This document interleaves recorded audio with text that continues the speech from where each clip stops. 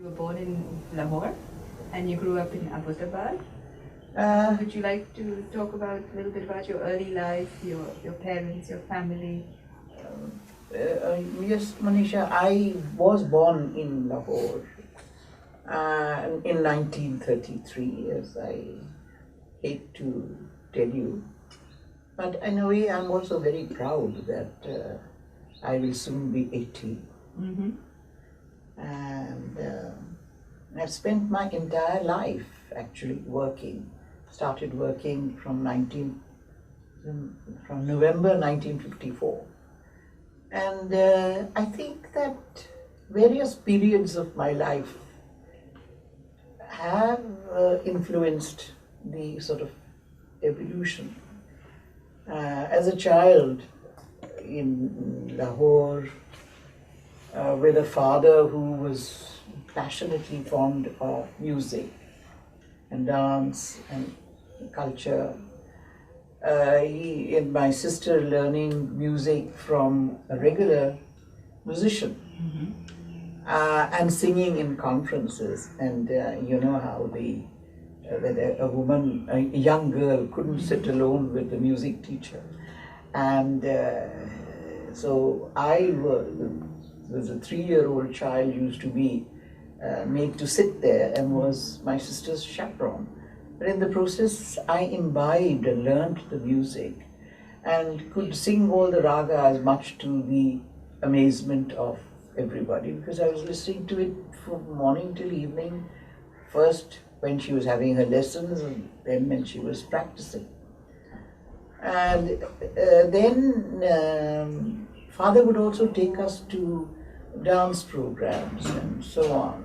And he decided that my talent lay in dance. So at a very young age, I think I was 5, he got a Kathak teacher for me. And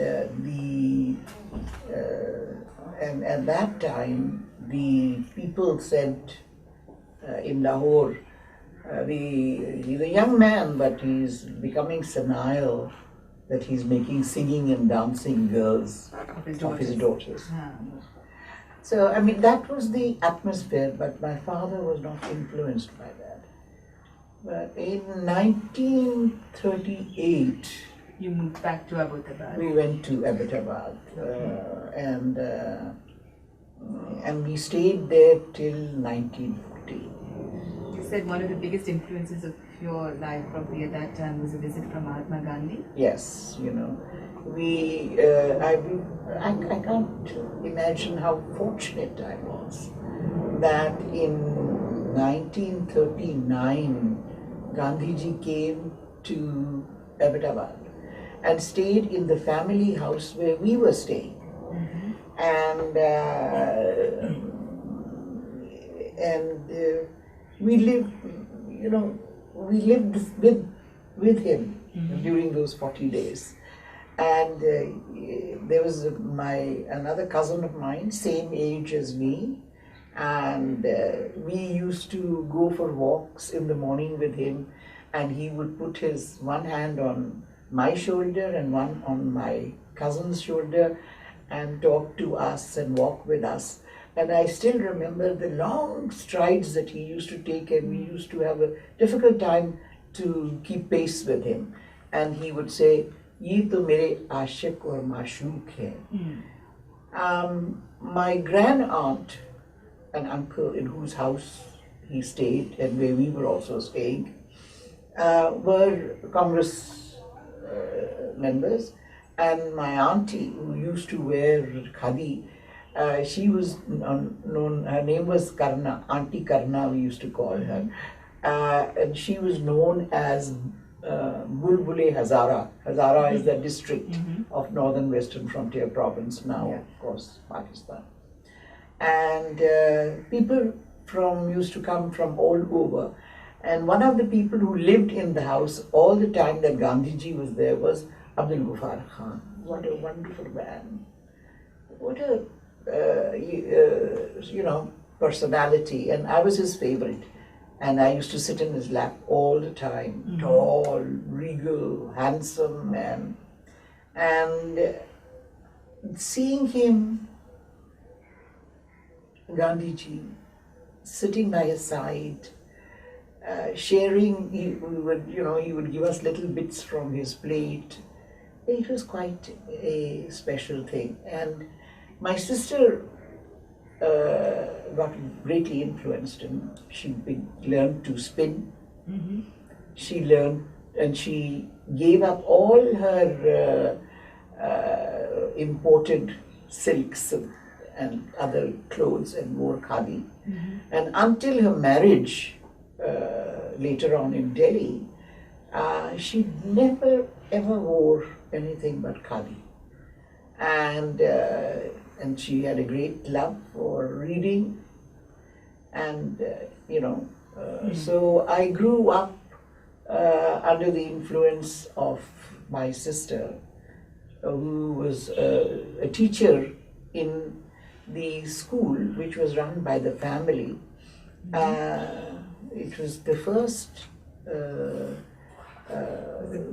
first school, women's school, girls' school. Mm-hmm. And recently it celebrated its 100th anniversary, and they invited the entire family to come to observe the 100th family. And they all went, I couldn't go because I had to go to a conference. Okay. But everybody else went.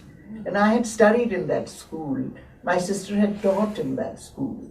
So it was really a very rich but your sister childhood. Was a good 12 years older than you. Yes, my sister was 12 years older than you, and your brother was 10 years older. Yeah. My sister's name was Ramindra, and sad for us, she passed away this last month, February, on the 15th. Mm-hmm. And 27th would have been her 93rd birthday. Wow. And she had a rich life, and she influenced me and helped me greatly, because then we came to Delhi. We came to Delhi in 1940. So you were about 7 years old when you came to Delhi? Sorry? You were about 7 years old when you came to Delhi, yeah. 1940. You think that had a big impact on your life, sort of moving and coming to another place? From a small provincial town to come into Delhi, I mean, it was really like entering another world altogether. And I still remember the first telephone I saw was here, and it was an old-fashioned telephone, the one with a mouthpiece, and you had a trumpet-shaped thing on a hook. And I remember I was so frightened when they put the trumpet thing in my ear, and I could hear a voice of a beloved aunt calling, us, and I couldn't see her, but I could hear her very clearly. And the thing also which fascinated me was I saw peacock. We lived in Old Delhi, civil lines, and the ridge was just opposite. And a peacock flew across onto our terrace. And I looked at this beautiful, I had only seen photographs of peacock, or seen it on my mother's jewelry, or her brocaded salwar kameez. And suddenly I see the real bird flying across, and its beautiful colors. You also said you never knew English until you came to Delhi. You had never studied. You learned English for the first time. I didn't use English. I didn't know how to speak. I didn't know how to read. I didn't know how to write.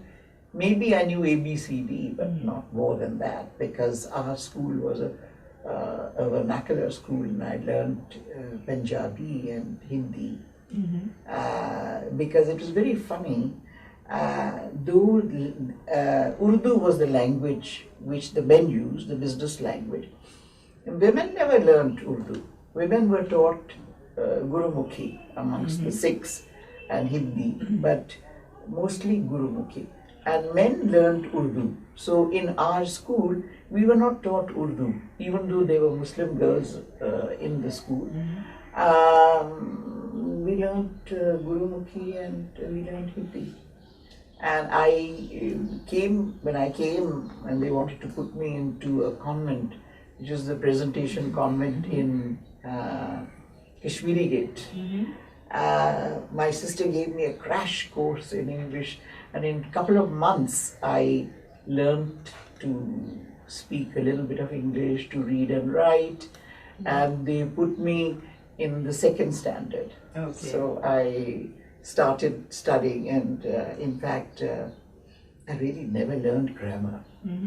And so maybe I make grammatical mistakes with this because I never learned from nursery upwards. Yeah. And did your sort of song and dance training, learning, and all that continue when you moved to Delhi? Music, yes. Dance, no. Because you see, what had happened was that father in Lahore was a very rich man. And then before the Second World War, when there was a depression all over the world and all businesses crashed, and he was a banker also. Father was an entrepreneur. He started the first hotel and bar and restaurant in Lahore, the first bakery with cakes and so on, and all the Europeans used to come and buy from that bakery, and soda water factory, and the first ever in India bus service, and he had a bank. And then with the depression, his bank crashed and he lost everything, and we had to leave. We ran away because everything was taken over by the banks and so on, and he went into a depression. So we came to Delhi. He started working with an uncle of ours who had set up for supplying the army for the Second World War. And so we came, and they gave us room in our old family house on the civil lines. And that place used to be known as Khyber Pass, and it was just the road led to the Flagstaff up, and later on when I went to college, I used to walk across the ridge to go to college in Miranda House. But and it was also from a girls' school. I went into Presentation Convent, which was a co-educational. And you had Europeans, and you had Indians, of mixed, Muslims, Hindus, Sikhs, Christians, Anglo-Indians, and they had an Indian section and an English section.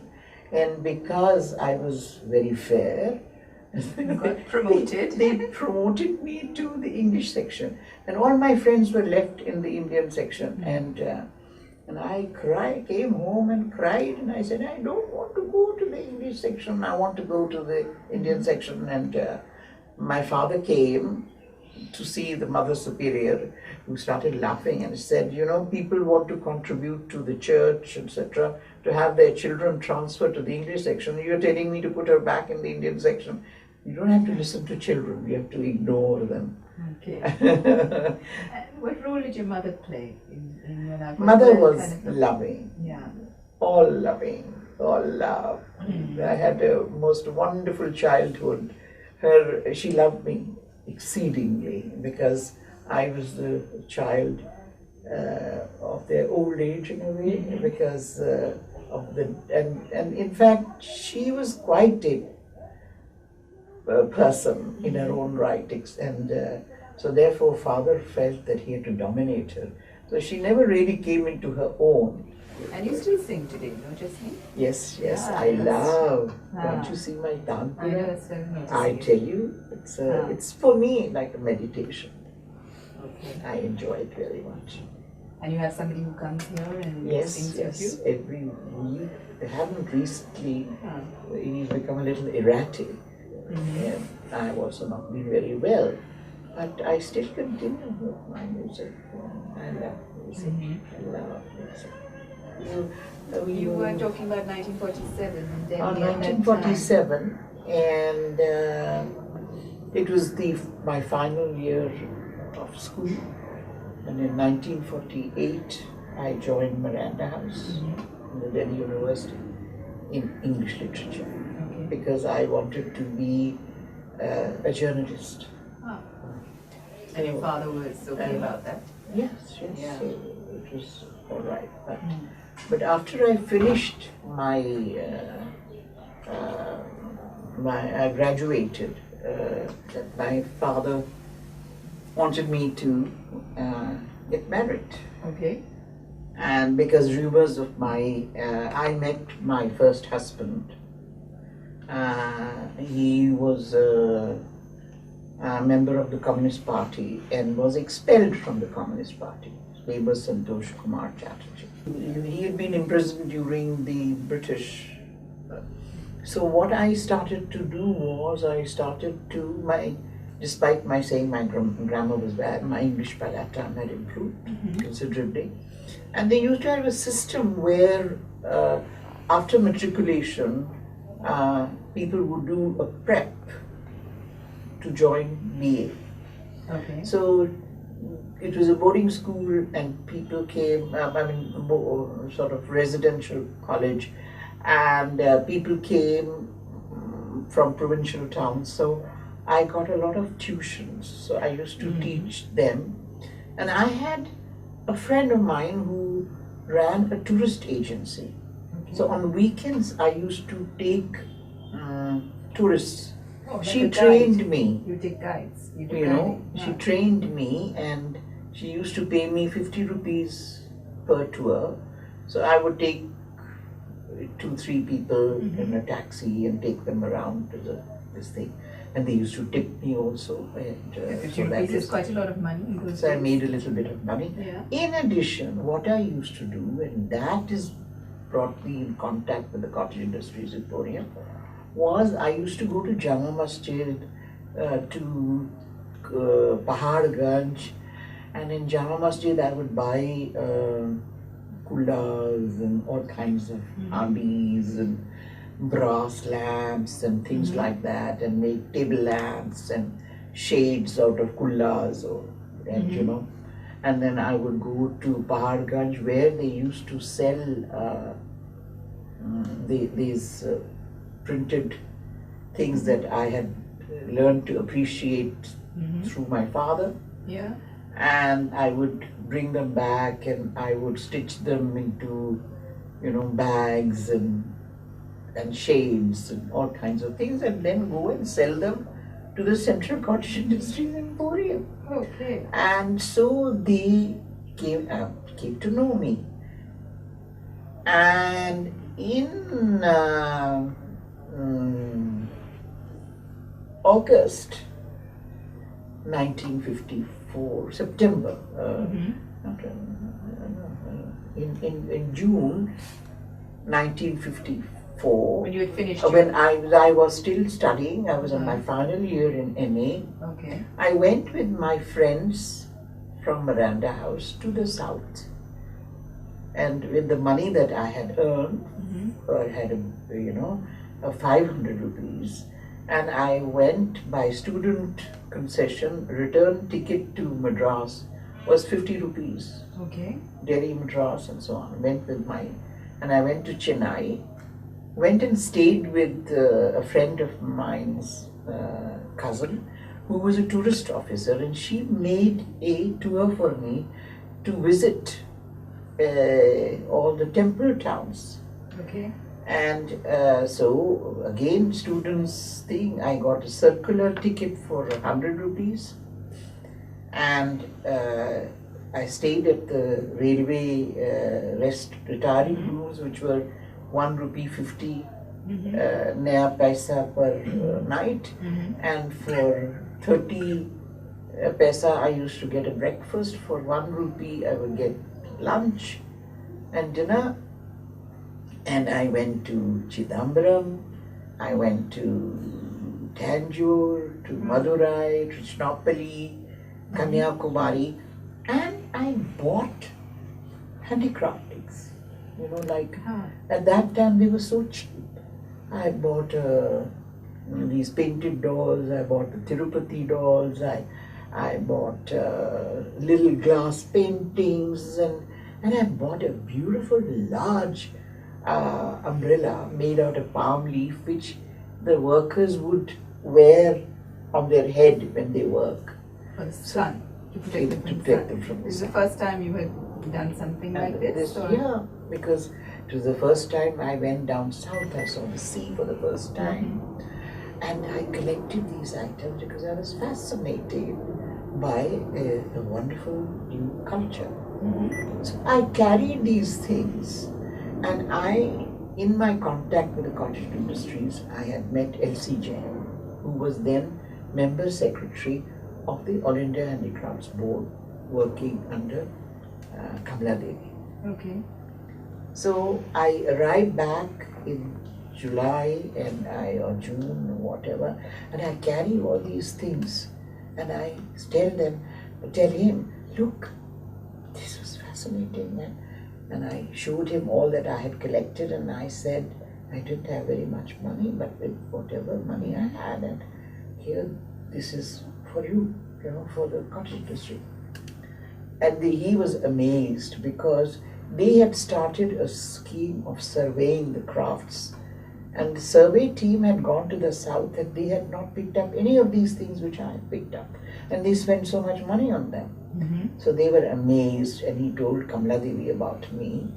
And then in the meantime, what happened was that he said to me that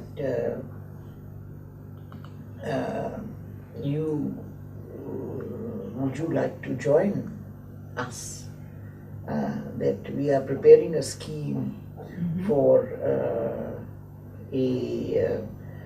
starting a miniature design center for reviving as well as for redesigning old crafts and textiles and so on for the market today.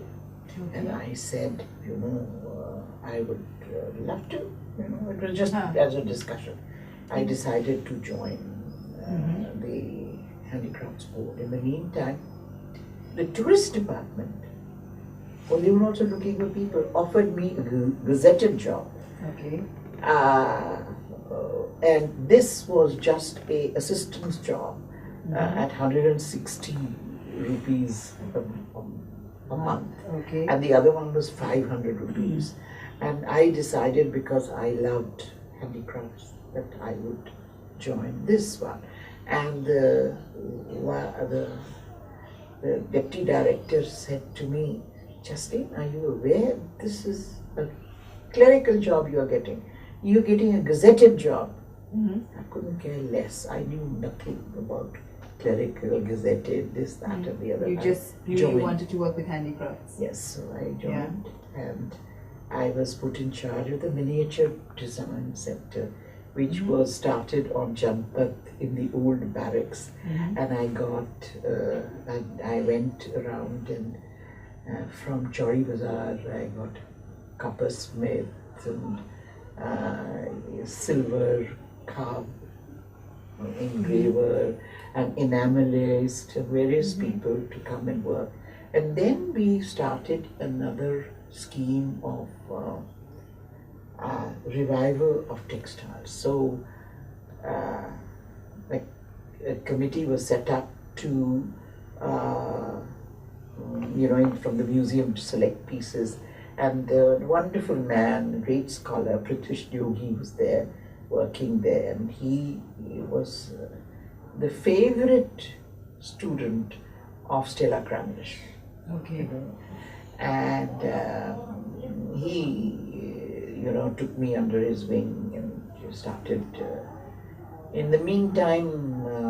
But had you met Kamaladevi Chattopadhyay? Yes, she interviewed me. Okay. And she agreed that I should join, and I joined on the 15th of November 1954, date which is engraved in my mind. Okay. And I'm so glad that I was foolish enough not to bother about rank and money and this and that I took up this, and I've never looked back since then, because it became my life. And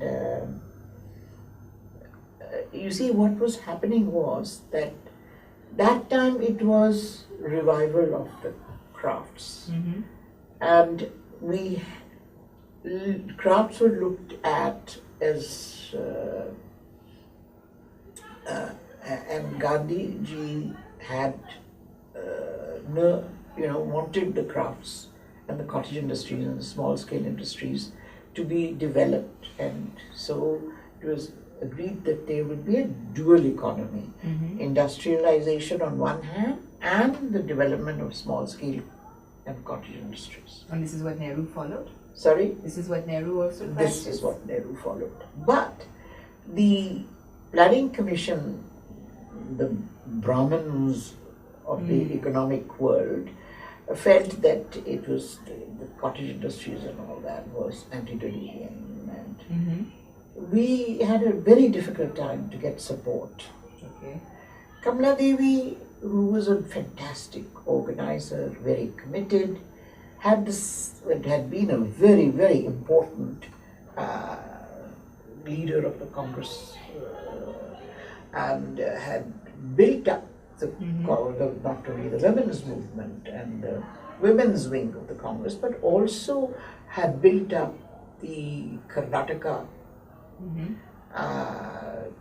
which was used to be a stronghold of the Congress party and continued to be for many years until recently that BJP has come into power over there. And southern part of India, she used to contribute greatly to that. And all the chief ministers who were all Congress leaders respected her.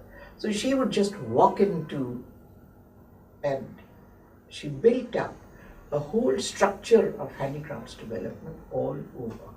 In a short while, every state had a handicrafts department, every state had a handicrafts board, and every state had an emporium for selling.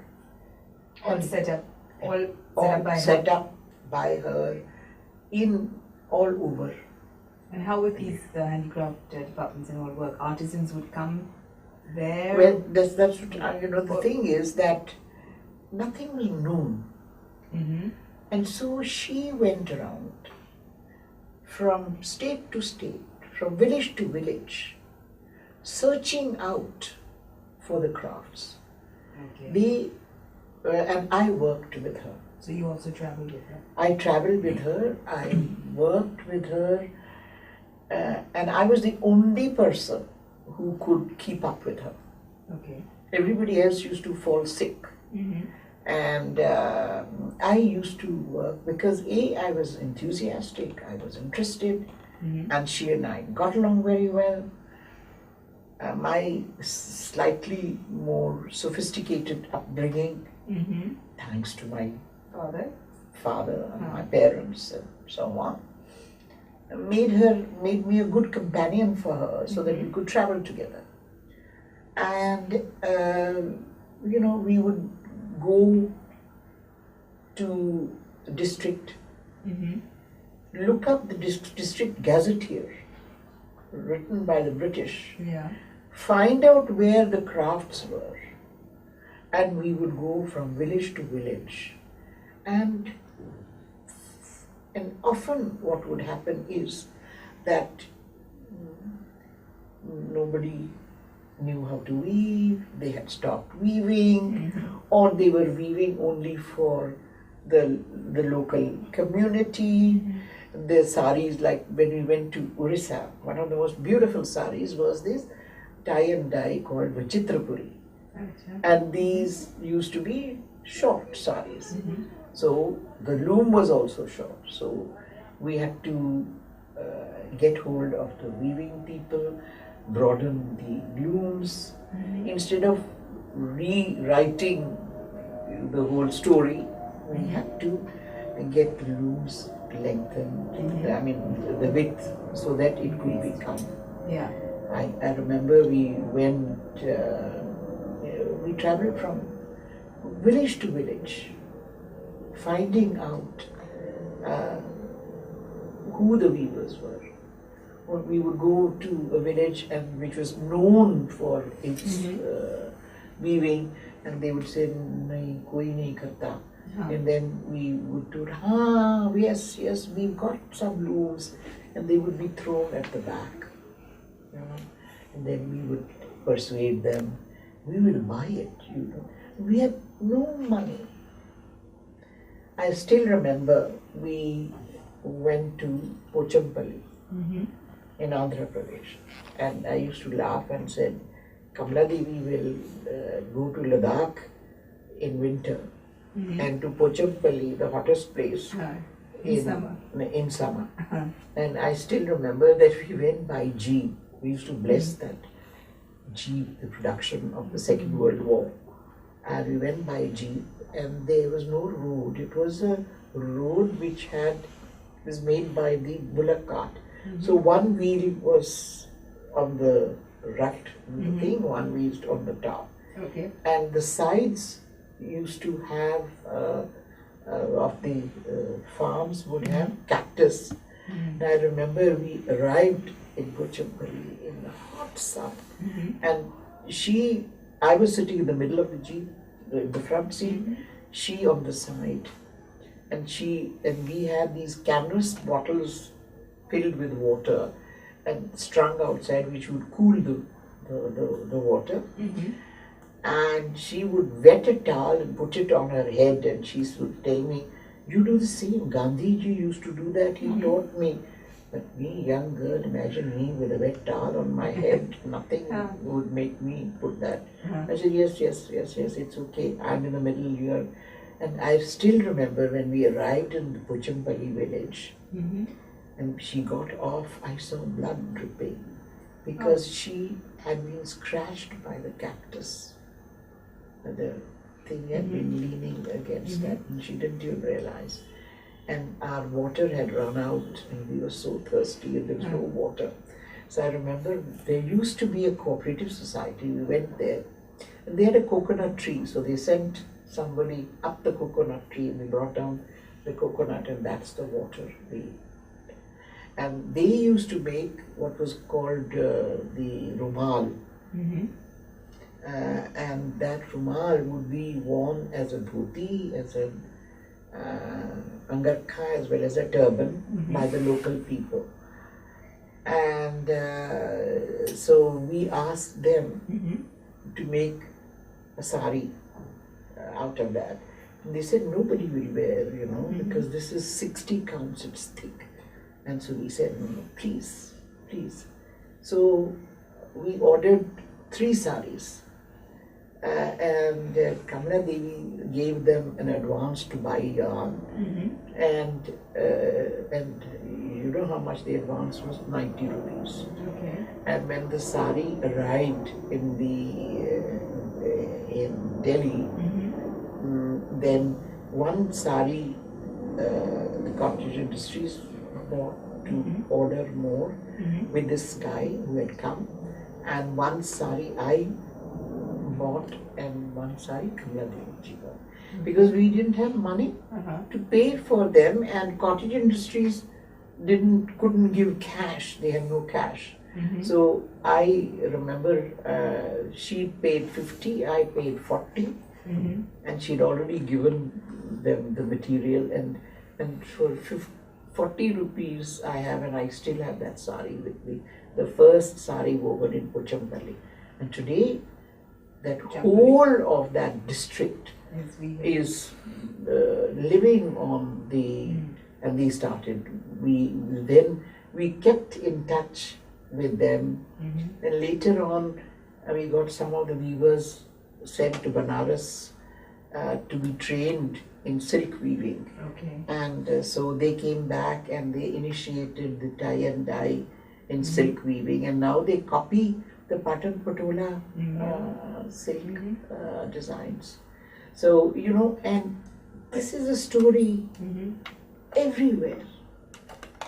We would go to a district, we would go to the district collector, take out the gazetteer, make notes from them. and with the local district officer, we would go from village to village, searching out. There's a potter there, there is a stone carver there, there is a metal caster there, there is a jewelry maker there. But what had happened? All these crafts had kind of died out during the British times? A lot of them, especially in the textiles, had died out because the British had wanted to sell their products. So they taxed the Indian printed fabrics, and they, like for instance, the Indian fabrics locally sold or exported, they used to put taxation of from 40 to 60%. Whereas the products coming from Manchester, they would be taxed only 4%. So how could we compete with them? And then the mill-made cloths were coming in, with fine malmal and so on and so forth. So thousands of people died, and in the 19th century, the central Indian governor sent an appeal to England saying the bones of the weavers are being bleached in the plains of central India. Something should be done to save that area, So the textile industry was very badly affected, and also the thing was that they used to produce for the local market, except for in some cases. So if there was no local market, markets were changing, then they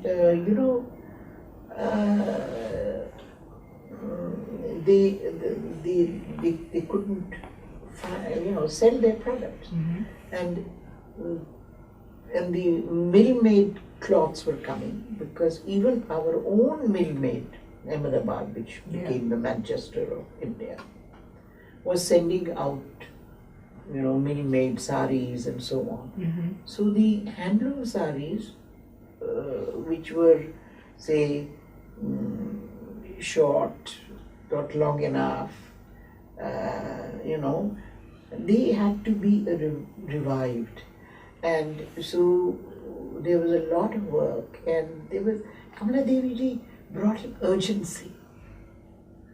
Something has to be done immediately, And like this Pochampalli story, you could repeat it umpteenth number of times. But in a way, it was like discovering the sort of crafts or textile traditions of the country, absolutely. Going around. Yes. But she had a lot of support. But you said... Yes, she got a lot of support. But at the same time, you didn't have the finances. You see, it was very difficult to get money out of the Planning Commission. They had a committee, but we never got as much money as the industries got. So then they would say that handicrafts are subsidized. They subsidized industry far more than they subsidized handicrafts and and handlooms. And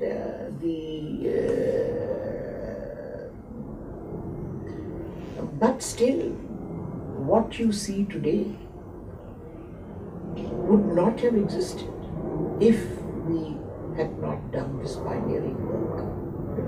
I mean, like the printing industry. India was known for its prints. And the biggest exports used to be of printed cloths. It was part of the spice trade. The spices were very important in the Arab came originally. Now, the Europeans came, the first Europeans to come to India were the Portuguese, and they came on the last quarter of the 15th century. And the others that came later, you know. Now, Arabs had been carrying on this trade, and therefore you see, like for instance, the printing that you get, the Ajrak printing, that western coast was known for its block printing. Textiles, yeah. And they were found in Fastad. They have also been found in Indonesia, and some of them have been dated, carbon dated to 10th century AD. So that the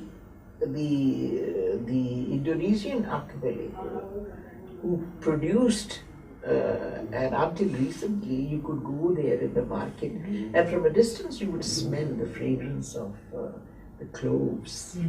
They would sell them by the kilo of black pepper, and that became very important during the Middle Ages. Because in Middle Ages in Europe, when they started animal husbandry in a large way, to preserve, they needed spices. And so this ancient, trade, spice trade, was exchange was the Indian cottons. They did not want money. And the Arab traders who came there, and the Arab geographers, they had written about the Bandar, as it was called, Bandar is the Machilipatnam